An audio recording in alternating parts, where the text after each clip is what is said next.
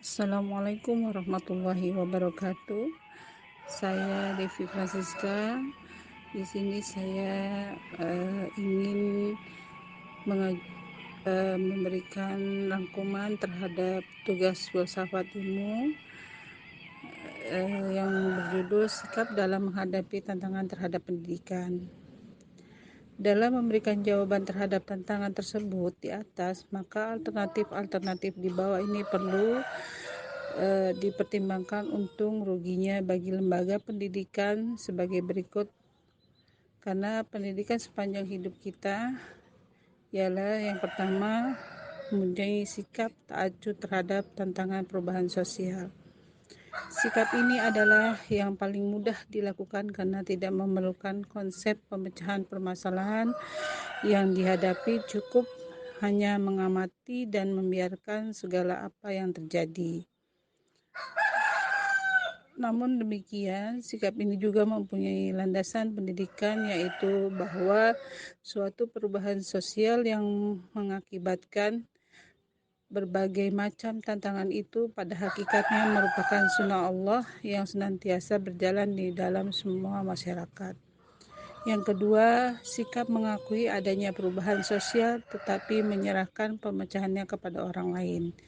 Sikap ini berpendirian bahwa secara historis lembaga pendidikan itu sebenarnya adalah tempat akumulasi ilmu, pengetahuan, dan sebagai tempat untuk melaksanakan tugas transformasi dari generasi ke generasi berikutnya.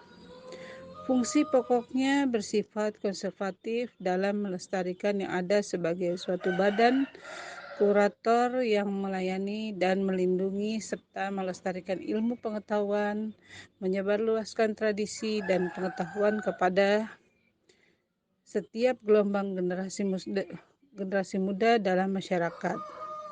Yang ketiga, sikap mengidentifikasi perubahan dan berpartisipasi dalam perubahan itu.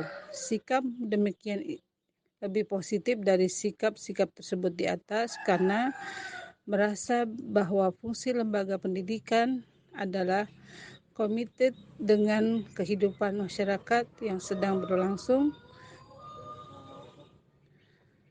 Oleh karena itu, lembaga pendidikan bertugas untuk mengenalkan kepada anak didiknya agar mengenal realitas yang ada. Yang keempat, sikap yang lebih aktif yaitu melibatkan diri dalam perubahan sosial dan menjadikan dirinya sebagai pusat perubahan sosial. Sikap demikian lebih militan dan progresif daripada sikap yang ketiga karena ia berpendirian bahwa lembaga pendidikan harus bertanggung jawab terhadap perubahan sosial tersebut. Suatu perubahan adalah suatu kenyataan yang tidak perlu dipersoalkan lagi, sedang lembaga pendidikan adalah bagian dari masyarakat karena ia harus terlibat dalam perubahan masyarakat.